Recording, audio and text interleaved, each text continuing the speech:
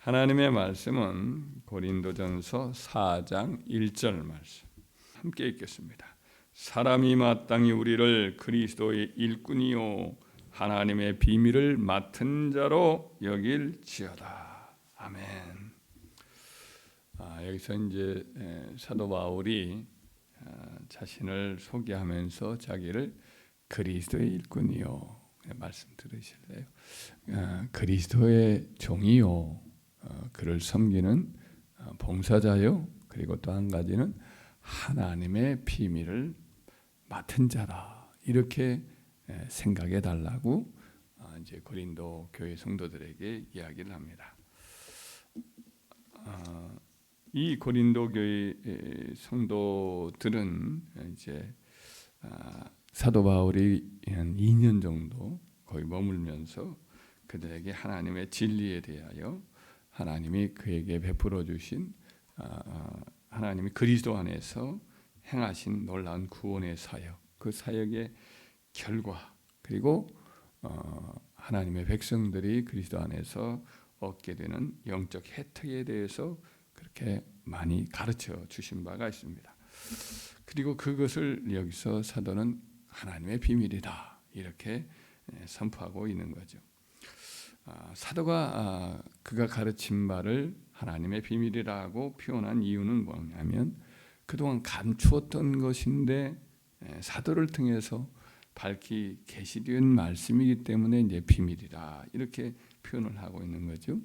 구약 성경 이스라엘에서는 이것이 흐릿하게 윤곽만 보여진 것이었는데, 예수님께서 이 땅에 오셔서 그 복음을 확정하셨고 사도들에게 성령을 보내주셔서 성령으로 이것을 자세히 계시하셔서 이제 복음의 영광과 그 혜택의 아주 풍성하심, 이것을 확실하게 보여주신 거죠. 그래서 또 이것은 또 깨닫게 해 주셔야만이 아는 거예요. 사람이 뭐 연구한다고 되는 것이 아니고, 사람이 이것을 어떻게 알고자 해서 이렇게 알아지는 것도 아니고, 하나님이 보여주셔야만이 깨닫는 것이기 때문에 또 하나님의 비밀이다, 이렇게 표현을 한 것입니다.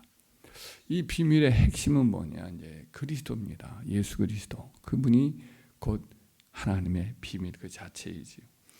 그래서 골로새서 1장 25절에 이르기를, 내가 교회의 일꾼 된 것은 하나님이 너희를 위하여 내게 주신 직분을 따라 하나님의 말씀을 이루려 함이니라. 이 비밀은 만세와 만대로부터 감추어졌던 것인데 이제는 그의 성도들에게 나타났고, 하나님이 그들로 하여금 이 비밀의 영광이 이방인 가운데 얼마나 풍성한지를 알게 하려 하심이라. 이 비밀은 너희 안에 계신 그리스도시니 곧 영광의 소망이니라, 이렇게 표현을 합니다.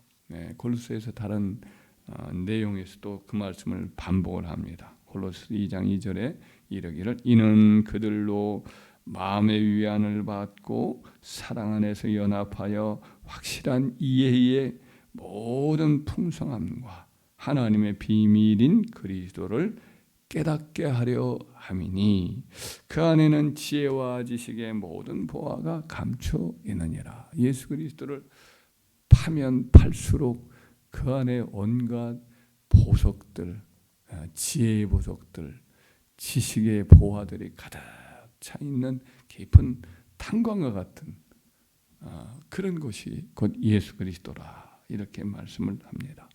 그분은 감추었던 것인데 선지자들의 여러 말씀 가운데 그 어떤 그림자 같은 것으로 드러나 있었는데, 이것이 점점 이렇게 성령께서 선지자를 통해서 더 분명히 계시를 해주셨는데, 마침내 이것이 이제 우리 주님의 오심으로 또 사도들에게 이와 같이 여러 성령의 계시를 통해서 드러냄으로 이렇게 우리들에게 밝게 드러났다, 사도를 통해서 드러났다, 이렇게 이야기를 하고 있습니다. 그래서 이것이 이제 성경에 기록되어 있는 거죠. 구약의 성경의 이 보석처럼 저 하늘에 있는 별처럼 반짝반짝하면서 감춰져 있는 거죠. 사건을 통해서나 어떤 구약의 여러 예배의 어떤 구약 제사의 여러 형태를 통해서나 혹은 어떤 절기의 어떤 모습이거나 이런 걸 통해서 선지자를 통해서 어떤 약속을 통해서 이것들이 이제 하나씩 박혀 있었는데 이 의미는 그 그리스도다. 그분의 고난이고 그분의 부활이고 또 그분이 어떻게 사역할 것이고 이런 내용들이 구약의 여러 책들에 기록되어 있는 것이고 예수님은 그 오셔서 복음서는 그와 같은 내용을 어떻게 우리 예수님이 자신이 구원의 이와 같은 주님이신 것을 어떻게 또 행동을 하셨고 어떤 말씀을 하셨는가를 기록을 하고 있고 사도들은 더 깊이 들어가 가지고 이 비밀이 어떻게 해서 어떤 열매를 맺었는가 이방인들 가운데에서 이들이 어떻게 이 구원에 들어오게 되었는가 이것들을 자세히 이제 풀어서 이야기를 하고 있죠. 장차 어떻게 하나님의 나라가 세워질 것인가 어떻게 이 일에 구원의 백성들이 들어갈 이렇게 조건은 무엇인가 이런 것들을 이야기를 계속한 것이 성경이에요. 그래서 우리는 성경을 읽어야 하고 성경을 다른 어떤 책과는 비교할 수 없는 유일한 경전으로 알아야 할 이유가 거기에 있는 줄 믿습니다. 그리고 이것을 또 읽는다고 해서 이것을 뭐 접한다고 듣는다고 해서 또 깨달아지는 것도 아니에요. 너희가 여러 가지 광야에서 40년 동안 지냈지만 그러나 지금까지 하나님께서 너희에게 보는 눈과 듣는 귀와 깨닫는 마음을 주시지 아니하였도다.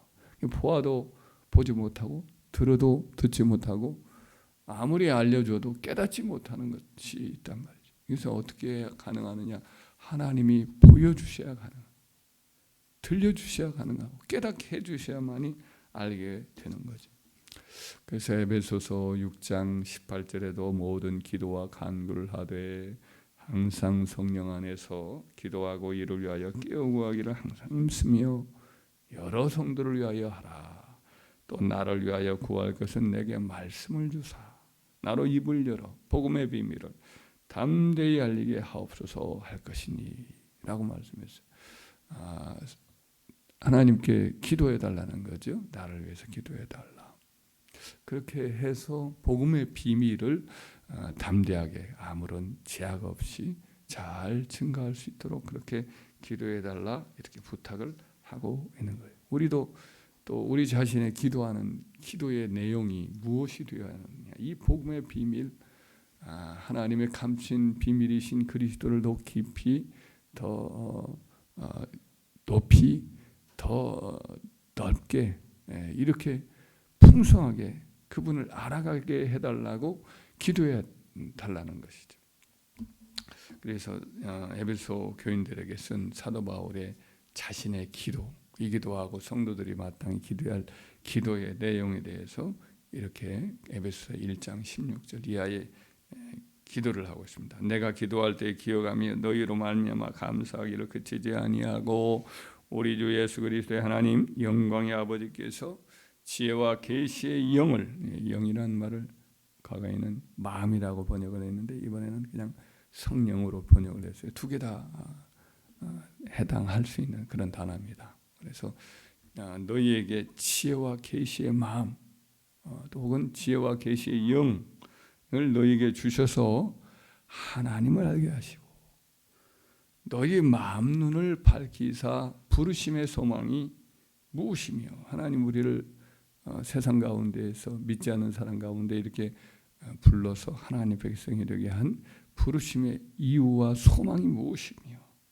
또 성도 안에서 그 기업의 풍성함이 그의 기업의 영광의 풍성함이 무엇이며 하나님 백성이 되었을 때 누리는 그 놀라운 혜택 하나님의 자녀가 되고 천국의 상속자가 되고 이 땅에서 성령과 동행하게 되며 하나님의 비밀을 깨닫는 이 특권을 누리게 되며 이런 그 기업의 영광의 풍성함이 무엇이며 또 그의 힘의 위력으로 막 역사하심을 따라 믿는 우리에게 베푸시는 능력의 지극히 크심이 어떠한 것을 너희로 알게 하시기를 원하노라. 성령이 우리를 도와주셔서 우리 안에서 일하시는 놀랍고 기이한 능력과 표적과 또 우리와 동행하심, 우리를 인도하심, 이런 것들이 어떤 것인가를 너희로 깨닫게 하기를 원하노라.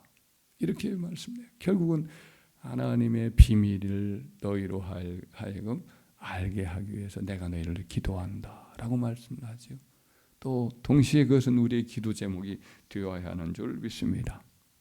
우리가 늘 감춘 비밀이신 그리스도를 더 알고 또 성령께서 우리를 구원하시는 그 구원의 놀라운 여러 역사들을 알아가는 것, 이것이 사실은 굉장히 이제 중요한 우리 하나님 백성들에게 큰 축복이기도 하고 또 우리의 평생에 우리가 알아가야 할 과제이기도 한 줄 믿습니다.